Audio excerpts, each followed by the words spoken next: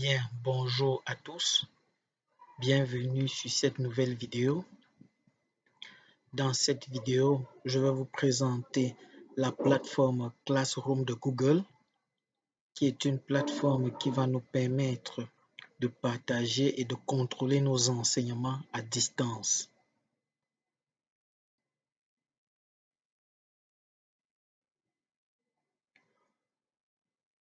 Pour pouvoir exploiter notre plateforme, nous avons besoin de quelques outils, quelques éléments.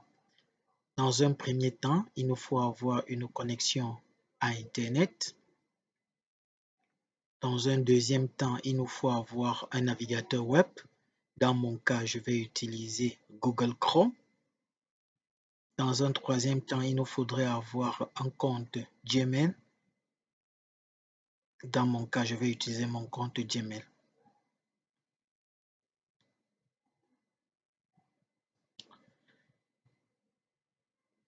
Voici les différentes URL qui vont être utilisées pour pouvoir gérer la plateforme.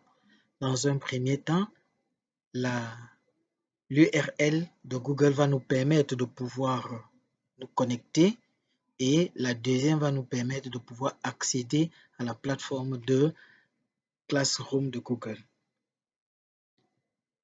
Nous allons donc déclencher ouvrir un navigateur Google Chrome et pouvoir travailler.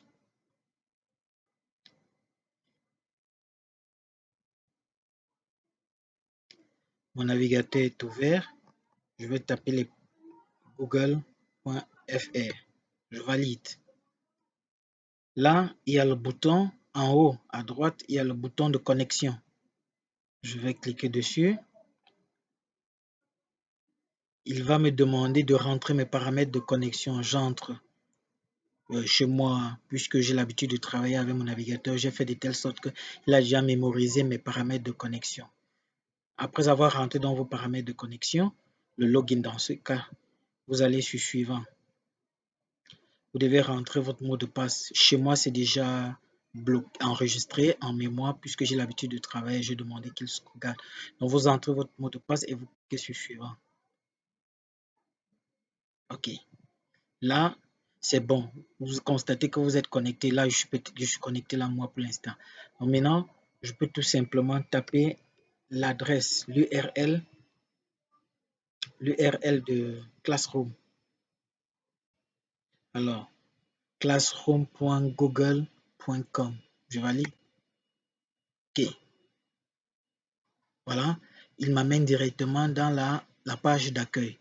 Il se trouve que moi, j'ai déjà des classes créées. Donc, voilà. Bien, je vais donc créer avec vous maintenant. Je vais vous montrer comment en principe, pour vous, si vous n'avez jamais travaillé avec cette plateforme, quand vous allez arriver ici, vous allez constater que ceci n'existe pas, ce sera vide. OK, ce sera vide.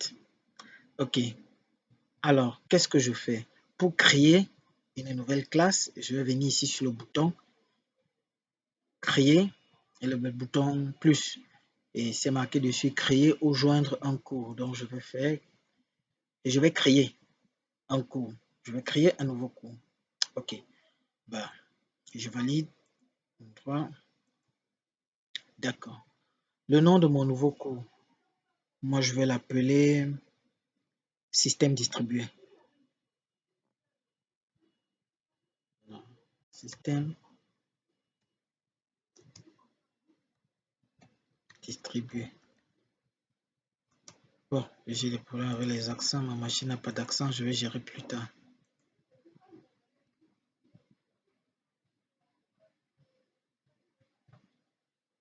Système distribué.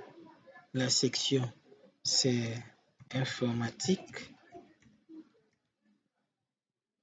Informatique par développement. Là.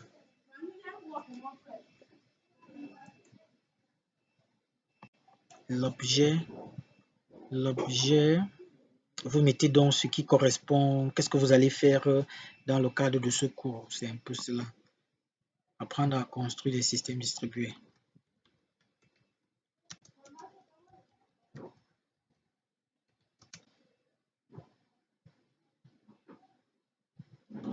construire un système distribué. Ok. La salle, vous mettez une salle, c'est pas obligatoire. 03. Vous pouvez cliquer maintenant sur le bouton créer. La classe doit beaucoup. On attend, patiente quelques instants. Ok. Cours est créé. Si vous constatez que vous avez commis une erreur et autres, c'est aussi facile de modifier après.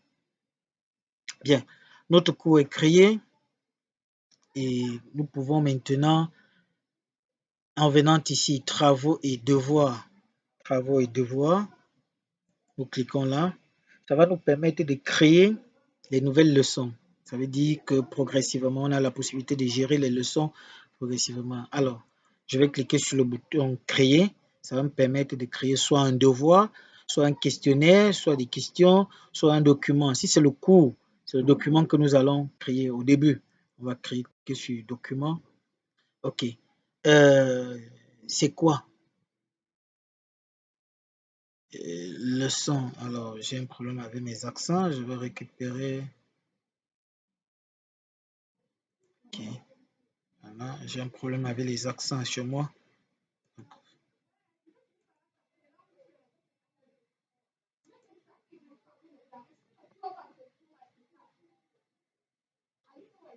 Ici, donc, ce que je...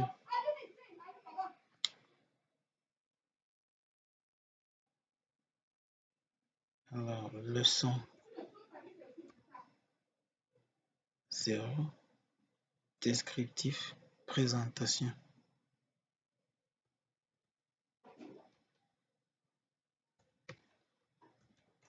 du cours. Présentation du cours. Je dois maintenant ajouter les documents.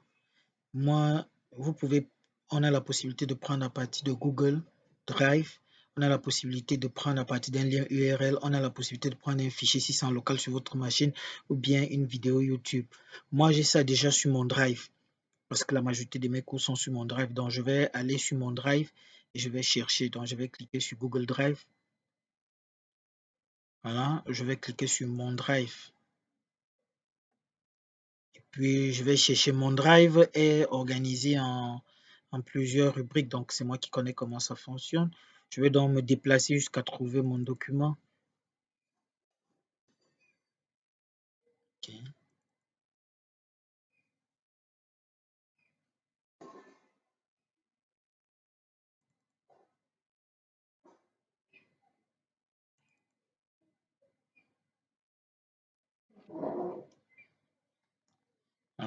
Alors, voici ce qui est pris pour moi dans la présentation, les deux fichiers là. Je clique ici. Donc, je clique là pour pouvoir choisir un deuxième fichier. Je bloque la touche contrôle et je clique sur le deuxième fichier et je peux cliquer maintenant sur ajouter. Ajouter.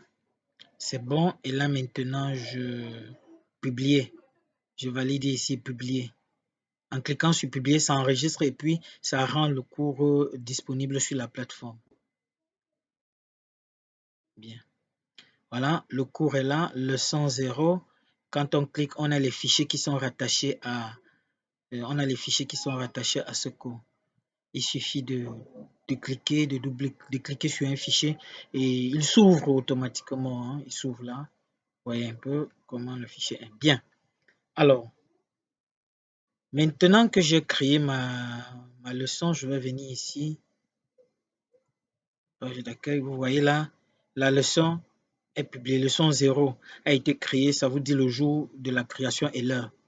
Maintenant, je dois créer les étudiants. Je dois rattacher les étudiants à mon cours dans sa globalité. On va venir ici sur personne. On va venir ici sur personne. Voilà. Et on va enregistrer les étudiants, les élèves. Donc, je clique ici sur le symbole là. Ça va me permettre d'ajouter. Je vais saisir l'adresse email de l'étudiant. Laurent7. Je vais choisir ceci. Nathalie Yao. Voilà. J'invite. Voilà. L'étudiant est invité à suivre ce cours. Il faut maintenant que l'étudiant se connecte. Alors, je vais ici. Là.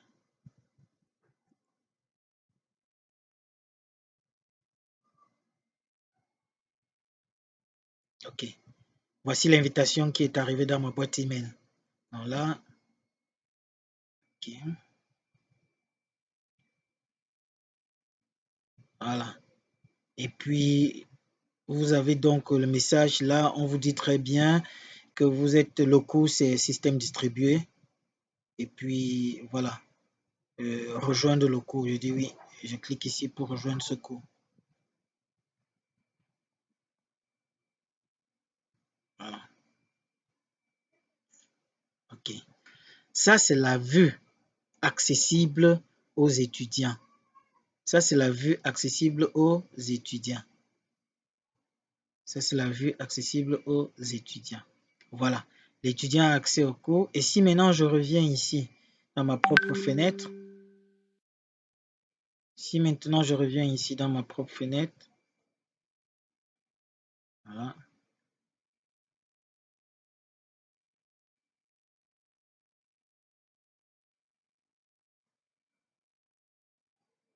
Voilà, l'étudiant. Alors, si je reviens maintenant ici,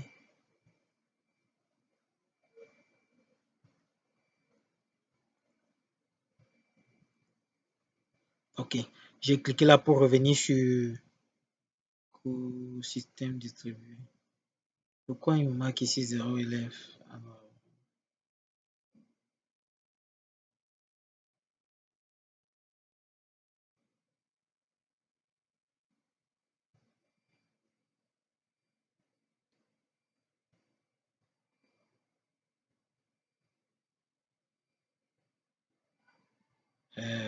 je comprends pas pourquoi, parce que c'est mon adresse, c'est déjà enregistré. Qu'il bon, c'est vrai que je l'ai déjà utilisé cette adresse-là, ou peut-être parce que je suis sur le même navigateur moi-même. Ben, en principe, l'étudiant étant connecté, vous devez constater que vous devez voir maintenant ici, on peut devoir en principe voir qu'on a plus d'un étudiant, qu'on a un étudiant connecté. Mais bon, je ne comprends pas pour l'instant pourquoi c'est. Ok, voilà un peu comment ça se passe. Qu'est-ce que je peux encore dire d'autre? Si je me connecte ici, on a la possibilité d'ajouter un deuxième cours plus tard le lendemain. On a aussi la possibilité d'ajouter un devoir. Alors ici, créer un devoir. Voilà. Vous mettez peut-être, on met peut-être quoi? On va mettre ici un devoir. Test 1. Voilà. Test hebdomadaire.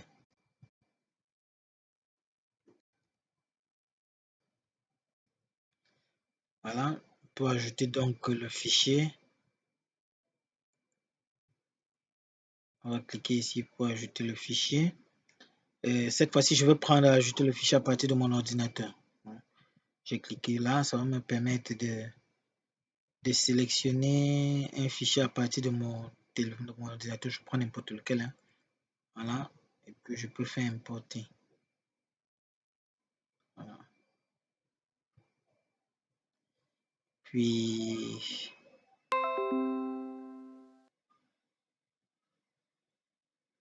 alors, je vais prévoir que ce devoir doit être consultable par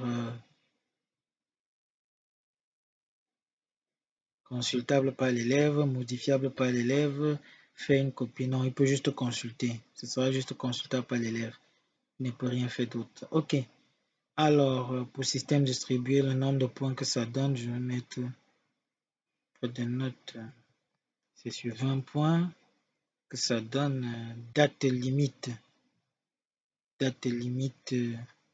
Je choisis la date. On doit me remettre ça au plus tard. Me renvoyer ça au plus tard le dimanche 30. Oui, c'est très pratique là. Hein. Heure de ligne de retour 23 h. Voilà, c'est bon. D'accord. Thème, grille d'évaluation, mais bon, je ne veux pas me compliquer la tâche avec ça. OK. Et puis, je peux donc cliquer là pour publier le devoir. Voilà. Le devoir est publié. Test numéro 1. Vous voyez, progressivement, quand on fait euh, les publications les plus récentes sont en haut, les moins récentes, les plus anciennes sont en bas.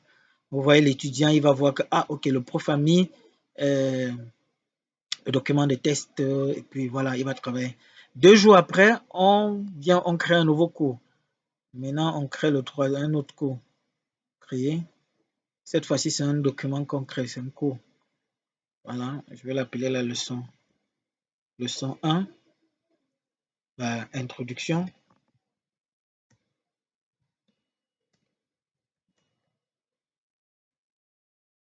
Je vais prendre toujours à partir de mon drive.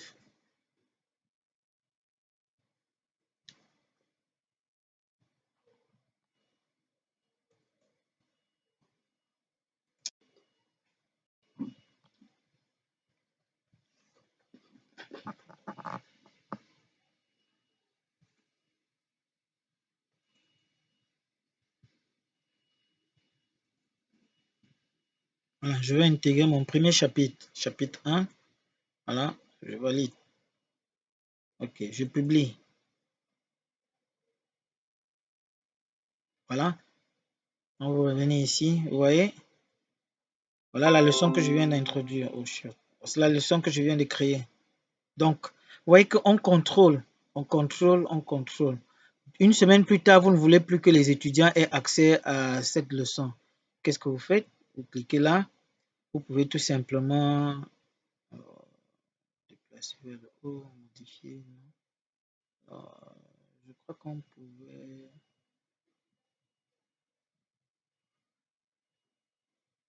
revenir là. Et à partir d'ici, voilà, c'est ce que je voulais. Alors, je reviens là. Ce que je voulais montrer, c'est que quand vous ne voulez plus, quand vous avez déjà terminé avec un cours et que vous voulez pas que, bref, vous voulez tout simplement enlever le cours, ce que vous faites, c'est que vous accédez au cours et vous allez tout simplement là, vous pouvez faire supprimer. Ou vous pouvez toujours le laisser, mais vous allez sur modifier. En modifiant, qu'est-ce que vous allez faire? Alors, quand vous venez sur modifier, c'est ce que j'ai l'habitude de faire. Quand vous venez sur modifier, vous cliquez ici. Alors, le cours ne sera plus vu par tous les étudiants. Donc, ce que vous faites, c'est que vous enlevez. Alors, je crois que c'est ça. Qu'est-ce que j'ai pas fait ici? Alors, normalement, je devais pouvoir appliquer ça. Apparemment, c'est pas l'option qu'on devrait faire ici. Alors, peut-être parce qu'il n'y a pas d'étudiants rattachés à ce cours pour l'instant. Il n'y a pas d'étudiants rattachés à ce cours. Mais bon. Donc, je vais tout simplement annuler. Et en revenant ici, je peux faire supprimer. Bon, l'inconvénient de supprimer, c'est que ça va tout simplement retirer complètement l'élément de la plateforme. Or, moi, j'avais bien voulu, alors je vais aller sur un autre cours où j'ai les étudiants, par exemple ici, où j'ai les étudiants. Ok. J'ai pris un cours que j'ai en ligne, hein. Je vais donc venir ici sur ce cours. Je vais venir là. Quand je viens ici, modifier. Voilà. Vous voyez que là, je peux tout simplement, parce que là, il y a les élèves, les étudiants qui sont connectés à ce cours, je peux tout simplement, voilà, tout enlever. Quand vous enlevez tout, c'est bon. Ça fait que ce cours, alors, 0 élève connecté à ce cours, oui. Et pourquoi c'est désactivé ici? Alors, le poste doit être attribué à des élèves. Ah bon. Bon, ce que je dois faire,